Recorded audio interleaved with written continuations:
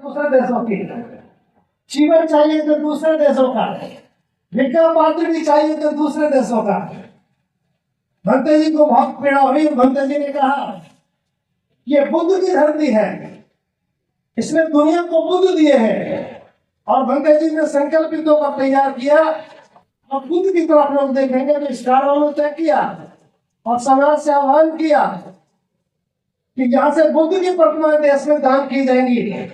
और भंते जी के आह्वान पर सम्मानित दानदाताओं ने 5 प्रतिमाएं दान की और आज उनके द्वारा 18 मार्च को देश के जिन राज्यों से हमारे पास खबर है ये प्रचलन चल गया है। आज के बाद आज भारत में बाबा साहब अम्बेडकर की इच्छा के अनुरूप यहाँ से बुद्ध पूरे देश में जाएंगे। तो पहली घटना तो मैं आपको बता रहा हूँ कि इस बार धर्म कारवां में प्रतिमाएं दहन होंगी जो झांकी में चल कर आई है। दानदाताओं का भी परिचय कराया जाएगा और ग्राहकता को भी परिचय कराया जाएगा। तो धर्म कारवां इस बार देश को बुद्ध दे रहा है, इस बार जोरदार ताली बजाकर स्वागत करें। अब लोग उम्मीद करेंगे कि धर्म कारवां में जाएंगे तो बुद्ध मिलेंगे। देने वाले भी आप हैं और लेने वाले भी आप हैं। भंते जी के आह्वान पर आप समाज के लोगों ने तैयार कर दिया। ये पहला घटनाक्रम है। दूसरा जो बहुत महत्वपूर्ण मैं आपके सामने रख रहा हूँ, हर एक बुद्ध का धर्म कारवां एक विचार को समर्पित रहता है। आगरा की धरती पर बाबा साहब के रसूलों का जिक्र तो सब लोगों ने किया है। संबोधन करने वालों ने संबोधन में किया, गीत वालों ने गीत में किया। लेकिन अगर बाबा साहब की तकलीफ को समझने का काम किया है तो या तो साहब का श्रम साहब ने किया या आधुनिक भारत में भंते करुणा सिंह राव जी ने किया। ये कारवां इस बात का गवाह है। आज पहला कारवां क्या हो गया 2014 का धर्म कारवां इनकी नहीं है लड़की जो स्टील पर लिखा गया, धातु पर लिखा गया, वो धर्म का धर्म। बाबा साहब डॉक्टर अम्बेडकर जिसको कागज को नहीं लिख सके, धर्म का अभाव था, समाज गरीब और कमजोर था, बाबा साहब इस धर्म ग्रंथ को लिखना चाहते थे। लेकिन बाबा साहब की इच्छा बाबा साहब के साथ दफन हो गई। 14 अक्टूबर सन 1956 को जब दीक्षा लोग ले रहे थे उस वक्त अगर धर्म ग्रंथ हाथ में होता तो इस देश में वटवृक्ष बन जाता। आज भंते जी ने इस बात को समझा। पहले ही धर्म कारवां ने भारत को धातु पर वो धर्म ग्रंथ दिया जो कागज पर नहीं लिखा जा सका। एक बार जोरदार ताली बजाकर सम्मान करें। ये पहले धर्म कारवां का उपहार है भारत के देश के लोगों को। ये कारवां बढ़ता गया और उसके बाद बाबा साहब अम्बेडकर ने कहा कि मैं किसी समाज की प्रगति, उस समाज की महिलाओं की प्रगति से नापता हूँ। ये बात केवल कही जाती नहीं, लेकिन भंते जी ने आह्वान किया। दूसरा धर्म कारवां निकला महिलाओं की धार्मिक आजादी के लिए। और मुझे बताते हुए फक्र हो रहा है, जब भंते जी ने आह्वान किया तो सैकड़ों महिलाओं ने केस कंपन कराया, सिर का मुंडन कराया, चेहरे के प्रतीक उतार के फेंक दिए। बहुत बड़ी क्रांति हुई है। दूसरे कारवां का परिणाम है। इससे बेहतरीन क्रांति कोई नहीं हो सकती। ये दूसरे कारवां का परिणाम बता रहा हूँ। मैं सिर्फ इसलिए बातें आपके सामने रख रहा हूँ कि भारत में कैसे आंदोलन की शुरुआत हो चुकी है जो देश को दिशा दे रहा है। हर एक कारवां दिशा दे रहा है। और उसके बाद एक बहुत महत्वपूर्ण घटनाक्रम हुआ। बाबा साहब की 125वीं जयंती का अवसर था। भंते जी ने कहा कि जयंतियों का सिलसिला बदलना चाहिए। हम खाली हाथ जयंती मना रहे हैं। 125वीं जयंती थी और आगरा की धरती थी। 125वीं जयंती पर भंते जी के आह्वान पर 1,25,000 धर्म ग्रंथ वाचन का एक साथ वाचन हुआ। ये भारत में अद्भुत घटना है। ऐसा देश में अभी तक कहीं नहीं हुआ। 1,25,000 धर्म ग्रंथ थे, 125 धर्म ध्वज फहराए और 125 किलो की मोमबत्ती की प्रतिमा जलाई गई। ये भारत में बहुत शानदार कार्यक्रम हुआ। आज देश का बच्चा बच्चा जानता है कि धर्म ग्रंथ का मतलब क्या है। एक छोटी बच्ची गुम हो गई है, इसी को मिल जाए तो बच्चा पहुंचा दे। धन्यवाद। और उसके बाद बस मैं अंतिम बात बता रहा हूँ। धर्म कारवां ने हर एक धर्म कारवां ने इतिहास रचा है। इतिहास गढ़ रहा है धर्म कारवां। आज देश का बहुत समय धर्म कारवां की ओर देख रहा है। दूसरा धर्म कारवां भंते जी ने आह्वान किया। बाबा साहब की एक एक बात को लेकर के धर्म कर्म आगे बढ़ता चला गया। और भंते जी ने कहा, तंबू का तंबू, मुझे बताते हुए तकलीफ हो रही है। तंबू के बम्बू के उदाहरण को लोगों ने अपने भाषणों से बाहर नहीं जाने दिया। लेकिन भंते जी ने पिछली बार कहा, बाबा साहब डॉक्टर अम्बेडकर ने आगरा की धरती पर बहुत सारी बातें कही, लेकिन एक आखिरी बात कही थी। इस बात को ध्यान से सुन रहे धर्मभूमि इस बात को एक्सपोज कर रही है देश में। धर्मभूमि ने इस बात को ठीक से पहचाना। भंते जी ने कहा कि जब बाबा साहब अम्बेडकर अपना भाषण आगरा में दे रहे थे, शाम का वक्त था, आज का ही दिन था, और बाबा साहब ने कहा कि मैं बूढ़ा हो गया हूँ, मैं बीमार भी रहता हूँ, पता नहीं कब तुम्हारे बीच में से चला जाऊं। मैं तो सोच रहा था इस पूरे सामाजिक प्रमुख का हमें अकेला बब्बू हो। मेरी इच्छा थी कि कोई नौजवान निकल कर आता, इस तंबू का बम्बू बनता, मेरी आंखें उसको ढूंढ रही तो मैं चैन से मर जाता। सामान्य साथी ऐसा कहते कहते बाबा साहब का गला भराया और वो खामोश हो गए। लोग इस बात को आज तक कहते रहे। पिछली बार भंते जी ने आह्वान किया, कौन बनेगा तंबू का बम्बू? बाबा साहब की आवाज में आवाज मिलाएंगे। सबने भंते करुणा सिंह जी के आह्वान पर पिछले वाला मैदान था संभवतः, और एक आह्वान किया, आवाज दी, पूरा देश इकट्ठा हुआ। तंबू के बम्बू बनने की अवधारणा रखी तो सैकड़ों लोगों ने संकल्प लिया, मैं कह सकता हूँ भले ही वो तंबू बम्बू की अवधारणा को पूरा न कर सके हो, लेकिन बहुत सारे लोग इस बात में आ गए। इस कार्य का बहुत बड़ा देन है। एक बार जोरदार ताली बजाना तंबू के बम्बू के लिए जो सबने भंते जी के साथ संकल्प हुए।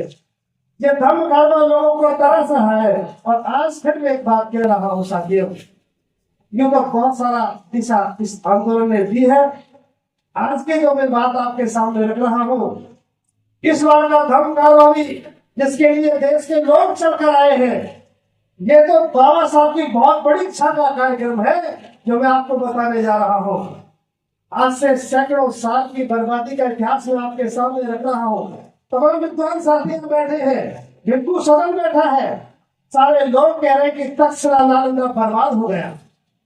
इसको कौन नहीं जानता कि बुद्ध की धरती को तहस नहस कर दिया। ये तकलीफ की बात है, लेकिन ये अध्याय कब तक चलेगा? भंते करुणा सिंह जी ने कहा, सबने भंते ने दूसरी में घोषणा आपके सामने भंते सहमति लेकर कर रहा हूँ जो बहुत महत्वपूर्ण है।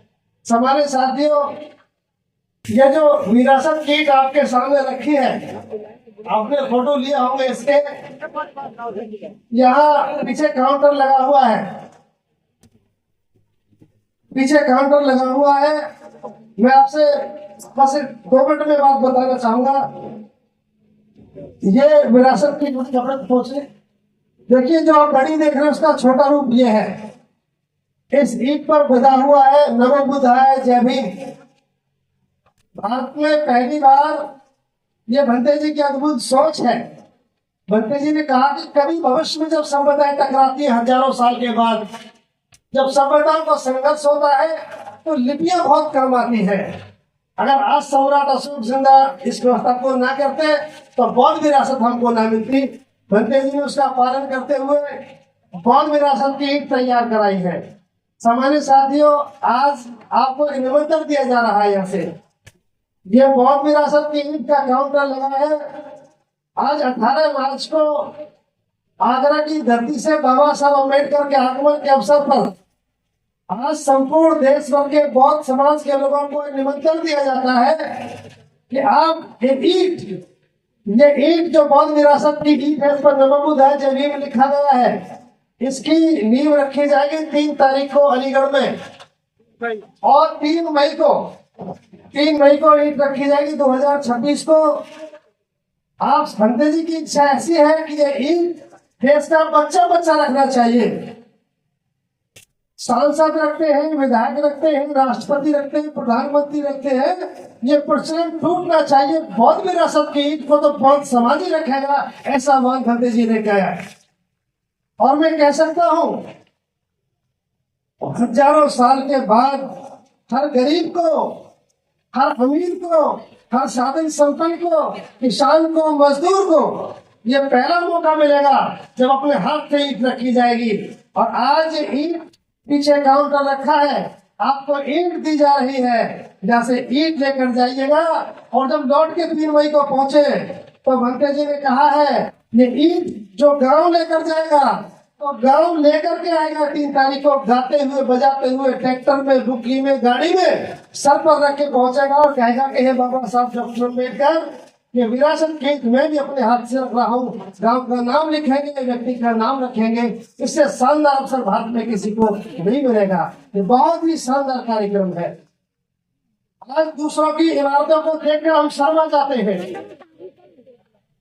आज हम एक इमारत हमसे छीन ली गई, हम परेशान हैं। आओ अपनी इमारतों की नींव रखें। तो मैं निवेदन करता हूँ, हजारों साल के बाद कोई मौका आया है, किसी महापुरुष ने आवाज दी है इस इमारत की ईंट रखने के लिए। तमिलनाडु, कर्नाटक, आंध्र प्रदेश, उत्तर प्रदेश, देश के कोने कोने से 3 मई को कई लाख लोग अलीगढ़ पहुंचेंगे और अपने हाथ से ईंट रखेंगे। ये देश का पहला केंद्र होगा। ये हम भारत के लोगों की उपलब्धि है। आज ये इसलिए आज यहाँ बैठे सभी लोगों से निवेदन है, काउंटर लगा हुआ है, ये चिट्ठी है, ये निमंत्रण पत्र है, यही लेकर आना है। और भंते जी ने तो यहाँ तक भी कहा है, जो लोग यहाँ से ईंट ले जाओ, अगर कोई 3 मई को भी ना ला सके तो संतान से कहना, परिवार के लोगों से कहना कि बेटा, बेटी, भैया, मैं इस ईंट को समय से नहीं पहुंचा सका, जब भी मौका मिले आप जाओ और ये विरासत की पानी रख कर आओ। 1 दिन में 2 दिन में ईंट रखी जानी चाहिए। ये ईंट जहां तक जाएगी शोर मचाएगी और विरासत का बहुत बड़ा काम करेगी। एक बार जोरदार ताली बजाकर निर्णय का सम्मान करें। तो पीछे ईंट रखी हुई है, जय भीम की ईंट, नमो बुद्धाय की ईंट है। हम आपसे निवेदन करते हैं, आज 18 मार्च के दिन जो लोग दूसरे राज्यों से आए हैं, मध्य प्रदेश, राजस्थान, कर्नाटका, वो अपनी एक ईंट तो लेकर जाएंगे। जो प्रतिनिधि भी आए गाड़ी लेकर के, आज भंते जी अपने हाथ से अलीगढ़, आगरा में तुम्हें दे रहे हैं। आप जाकर के अपने राज्य में, दिल्ली वाले दिल्ली में, मध्य प्रदेश वाले मध्य प्रदेश में, वो 1 से अधिक ईंट भी ले जा सकते हैं और अपने हाथ से बांटे। और 3 मई को पूरे देश से ईंट आनी चाहिए। हमें लगना चाहिए कि भारत ये बौद्धों का राष्ट्रीय केंद्र है। ये हमारे देश की बहुत बड़ी उपलब्धि होगी और बाबा साहब अम्बेडकर को सच्ची श्रद्धांजलि होगी। पीछे काउंटर लगा है, इसकी तरीका ये है, एक रिक्वेस्ट लेटर मिलेगा, वो दीजिए और ईंट लेकर जाइए। पंचिंग के पट्टे में जब आप लोग ईंट लेकर आएंगे, और भंते जी ने तय किया है, मैं अलीगढ़ का भी विवरण बता देता हूँ, इतिहास में पहली घटना होगी। जैसे आप लोग बुद्ध विहार से आए हैं, ऐसे ही अलीगढ़ में विरासत का धम्म कारवां निकलेगा। 9 किलोमीटर का धम्म कारवां है साथियों, 9 किलोमीटर का। 9 किलोमीटर तक जो विरासत की जाएगी, लाखों लोग होंगे, हजारों कार होगी, हजारों लाखों बाइक होंगी। पूरा देश देखेगा कि विरासत की ईंट रखी जा रही है। बच्चा बच्चा कहेगा। और एक सूचना और दे रहा हूँ, नोट कर लेना इस बात को। भंते जी जो शिलालेख रखवा रहे, शिलालेख, ऐसा भारत में ये दूसरा शिलालेख होगा। या तो धम्मभूमि मनोखड़ा में लिखा गया है या अलीगढ़ में लिखा जाएगा। इस शिलालेख पर क्या लिखा है मैं बताना चाहता हूँ। राजनेताओं के नाम लिखे जाते थे आज से पहले, प्रधानमंत्री, राष्ट्रपतियों के नाम लिखे जाते थे आज से पहले। उस पर लिखा जा रहा है कि दिनांक 3 मई 2026 को इस विरासत की ईंट देश के बौद्ध समाज के द्वारा रखी गई। बच्चा बच्चा का नाम उस पर लिखा जाएगा। ये भारत में पहला शिलालेख है। ऐसा शिलालेख आपको भारत में देखने को नहीं मिलेगा। एक बार जोरदार ताली बजाकर इस निर्णय का स्वागत करें। हम चाहते हैं कि इस निर्णय से कोई आदमी बचना नहीं चाहिए। अलीगढ़ में जो कावड़ा निकलेगा लाखों लोगों का होगा, उसमें आप साधुरामंद थे। तो मैं समझता हूँ ये बहुत शानदार निर्णय है। यहाँ से आप लोग कोई एक भी हाथ बिना ईंट के नहीं जाना चाहिए। लौट कर आए तो कार में आप ईंट रखेंगे, ऐसा हमारा आपसे अनुरोध है। तो बहुत बहुत साधुवाद।